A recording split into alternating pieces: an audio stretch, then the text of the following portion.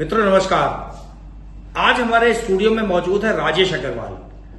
आपको ध्यान होगा पिछले विधानसभा चुनाव में समाजवादी पार्टी ने अपना प्रत्याशी बनाया था और करीब 1 लाख के आसपास वोट आपने अर्जित किए थे और बहुत कड़ी टक्कर दी थी भारतीय जनता पार्टी को।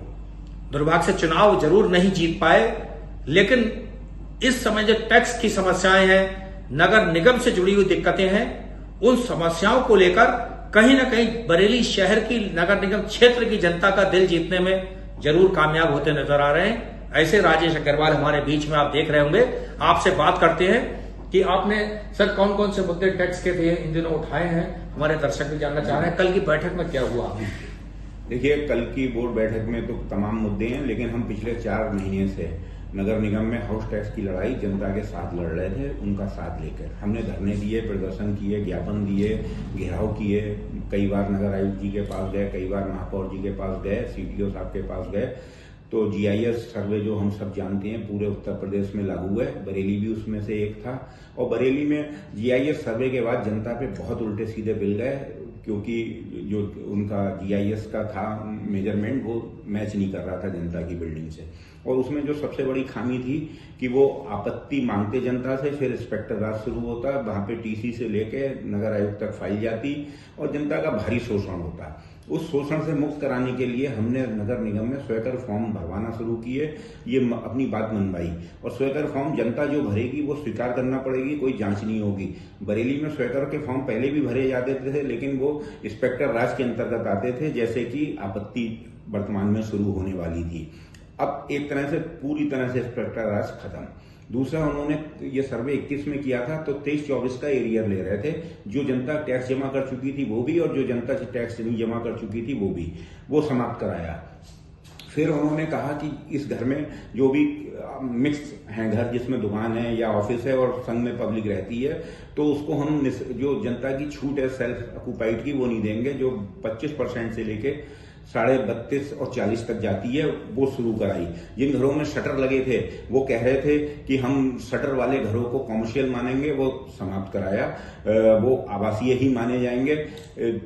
इसी प्रकार जो है जलकल के जो बिल आ रहे थे उल्टे सीधे, वो उसमें सही कराए। राजेश जी, कल नगर निगम में बोर्ड की बैठक थी, क्या थी वो बैठक, उसमें क्या मुद्दे उठे? देखिए, वो मैराथन बैठक थी, 9 बजे तक चली रात को। उसमें हाउस टैक्स से संबंधित हमने बहुत बड़ी एक जीत जनता को दिलाई है। जनता का कॉम्प्लेक्स बना खड़ा है और किराए पे नहीं उठ रहा है, उस पर उन्होंने टैक्स लगा दिया।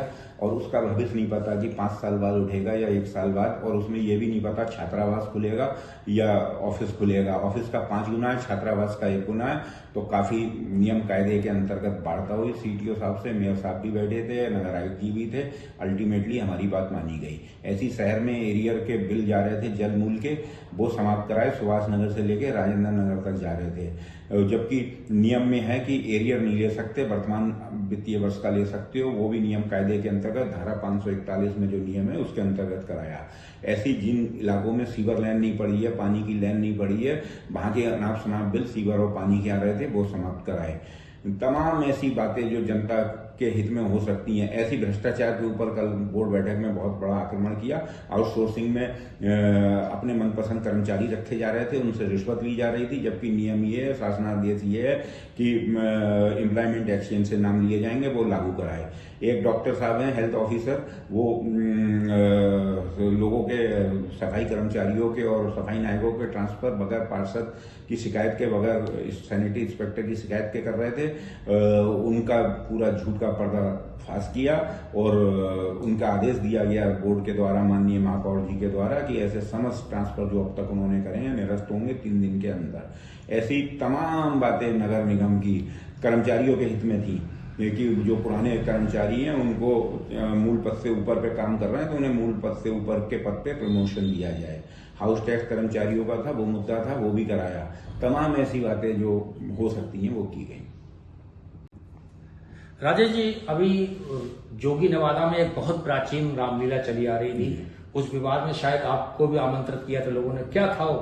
देखिए, 100 साल पुरानी रामलीला है और वो लोग करवाती हैं या करती हैं जो भी है, और शहर की प्रसिद्ध रामलीला है। नगर निगम ने वहाँ पार्क डेवलप कर दिया है और बहुत बड़े एरिया में कर दिया है, जिस कारण से इस बार रामलीला संकट में है।